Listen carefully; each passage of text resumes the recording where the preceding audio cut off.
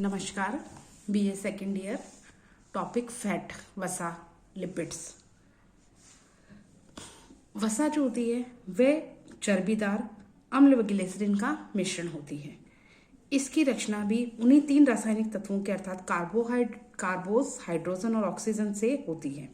इसकी संरचना जो बनता है लिपिड्स, वह इन्हीं तीन चीजों से लेकर बनता है, जिससे कि कार्बोस बनता है। किंतु कार्बोस की अपेक्षा वसा में उनका अनुपात भिन्न होता है। वसा में नाइट्रोजन तत्व नहीं होता। वसा में कार्बोस की अपेक्षा संघनित ईंधन अधिक होता है। यह कार्बोस की अपेक्षा 2.5 गुना अधिक शक्ति व गर्मी प्रदान करता है। 1 ग्राम कार्बोस से 4 किलो कैलोरी ऊर्जा मिलती है हमें, और 1 ग्राम फैट से हमें 9 ग्राम कैलोरी मिलती है। मतलब उससे 4 मिलती है कार्बोस से, और इसे में 9 कैलोरी ऊर्जा मिलती है। वसा जो होती है वह चिकनाई युक्त होती है, भोज्य पदार्थ होती है, पानी में अघुलनशील होती है, किंतु कार्बनिक द्रवों में घुलनशील होती है। लिपिड एक प्रकार के ईस्टर होते हैं जो ग्लिसरॉल तथा फैटी एसिड के संयोजन से बनते हैं। पाचन के बाद इसका विखंडन होकर, ये डाइजेशन होने के बाद जब टूटता है तो ये ग्लिसरॉल व फैटी एसिड्स में बदल जाता है। लिपिड्स का नाम वसा अम्ल, वसा तेल, फास्फोलिपिड, स्टिरॉल आदि होता है। वसा जो होती है हमारे भोजन का महत्वपूर्ण अंग होती है। यह हमें 10 से 30% तक ऊर्जा वसा से प्राप्त होती है। वसा जो होती है प्राकृतिक वसा एवं तेल प्राकृतिक रूप से जंतु जगत, वनस्पति जगत में पाए जाते हैं। यह पेड़ पौधों के बीज, दूध, मक्खन, कॉड लिवर ऑयल, यकृत आदि में बहुतायत पाए जाते हैं। वसा एवं तेल में मुख्य अंतर यह होता है कि वसा 20 डिग्री सेंटीग्रेड तापक्रम पर ठोस रहता है, जबकि तेल सामान्य तापक्रम पर द्रव हो जाता है। तेल में असंतृप्त वसा होती है और वसा में संतृप्त वसा पाई जाती है। अब इसका आता है केमिकल कंपोजिशन, यानी रासायनिक संगठन। ये तो जनरल फैट के बारे में हुआ। वसा का रासायनिक नाम ट्राइग्लिसराइड है। पाचन क्रिया के बाद वसा टूटकर 1 अणु ग्लिसरॉल व 3 अणु फैटी एसिड्स के देती है। ग्लिसरॉल ये एक प्रकार का अल्कोहल होता है। इसमें 3 कार्बन अणु होते हैं। इसका अल्कोहल मुक्त होकर 3 वसीय अम्लों में जुड़ जाता है। ये खाए जाने वाले सभी वसायुक्त पदार्थों में पाया जाता है। सरल लिपिड्स में यही वसा उपस्थित होती है। इसका सामान्य सूत्र जो होता है CH2OH, CHOH और CH2OH होता है। ये तो हुआ ग्लिसरॉल। फैटी एसिड्स क्या होते हैं? फैटी एसिड्स में भी कार्बन की श्रृंखला होती है, किंतु अल्कोहल कार्बन श्रृंखला की अपेक्षा यह कार्बन अणु श्रृंखला 4 से 22 तक होती है। इसमें वसीय अम्लों में अंतर होता है। इसका कारण कार्बन के साथ हाइड्रोजन परमाणु के जुड़ने की स्थिति में अंतर होना होता है। ये वसीय अम्ल 2 प्रकार के होते हैं।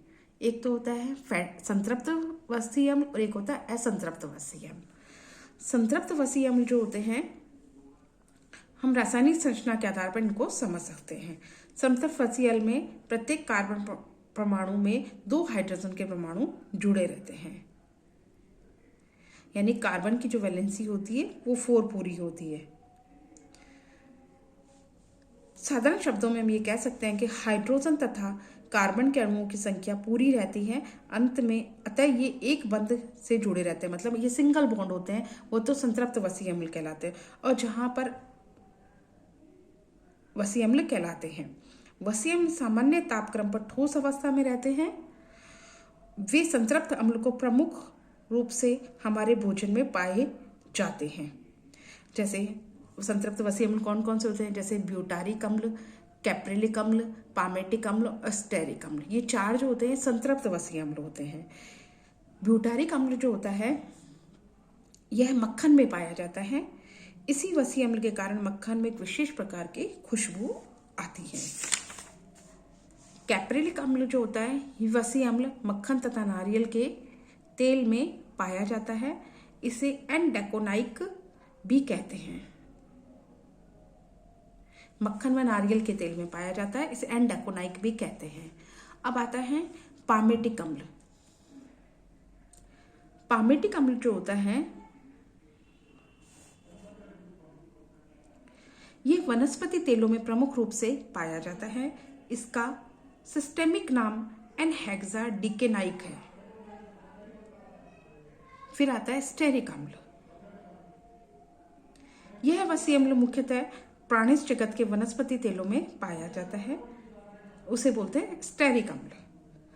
ये तो हुआ संतृप्त वसीय अम्ल। संतृप्त वसीय अम्ल, अभी तक हमने क्या पढ़ा, फैट क्या होता है, उसका केमिकल कंपोजिशन क्या होता है। फैट दो तरह का, फैट किस में टूटता है, ग्लिसरॉल और फैटी एसिड्स में टूटता है। तो ग्लिसरॉल के बारे में पढ़ा और फैटी एसिड्स के बारे में पढ़ा। फैटी एसिड्स जो होते हैं ये दो तरह के होते हैं, संतृप्त वसीय अम्ल और एक कहता है असंतृप्त वसीय अम्ल। संतृप्त वसीय अम्ल जो होता है वो होता है ब्यूटारिक अम्ल, कैप्रिलिक अम्ल और पामेटिक अम्ल और स्टेरिक अम्ल। अब हम पढ़ेंगे असंतृप्त वसीय अम्ल के बारे में। अनसैचुरेटेड फैटी एसिड, इनमें कार्बन तथा हाइड्रोजन के अणुओं की संख्या में अंतर होता है। हाइड्रोजन के अणु कार्बन अणुओं की अपेक्षा कम होते हैं, इसलिए हाइड्रोजन परमाणु कार्बन परमाणु से द्विबंध द्वारा जुड़े रहते हैं। या तो इसमें डबल बॉन्ड होएगा कार्बन श्रृंखला में या ट्रिपल बॉन्ड होएगा, इसलिए इसे असंतृप्त कहते हैं। और संतृप्त वसीय अम्ल में क्या होता है, सिंगल बॉन्ड पाया जाता है, उसलिए हम कार्बन की वैलेंसी जो होती है वो 4 होती है और सिंगल बॉन्ड होता है, ना तो डबल बॉन्ड होता है उसमें ना ट्रिपल बॉन्ड होता है, जबकि इसमें डबल बॉन्ड व ट्रिपल बॉन्ड पाया जाता है, इसलिए इसे हम असंतृप्त वसीय अम्ल कहते हैं। असंतृप्त अम्ल साधारण तापक्रम पर द्रव अवस्था में रहते हैं। कुछ असंतृप्त अम्ल होते हैं जैसे ऑलिक अम्ल, पाल्मिटोलिक अम्ल, लिनोलिक अम्ल और एराकिडोनिक अम्ल। ये 4 तरह के जो होते हैं, और 4 तरह ऑलिक अम्ल, पाल्मिटोलिक अम्ल, लिनोलिक अम्ल, इलियोस्टेरिक अम्ल। एक में गलती से छूट गया है, एक का नाम होता है इलियोस्टेरिक अम्ल। 5th जो इसका होता है, 5वां जो होता है इसका 5वां है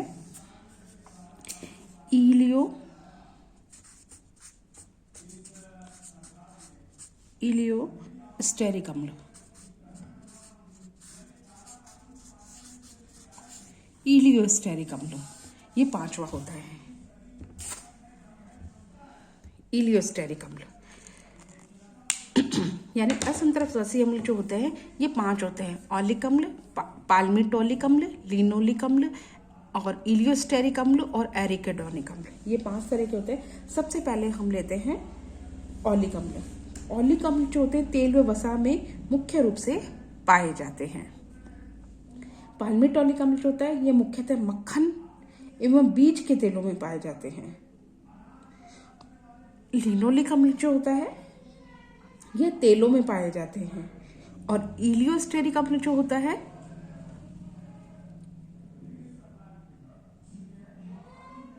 एक होता है इलियोस्टेरिक अम्ल और एक होता है एराकिडोनिक अम्ल।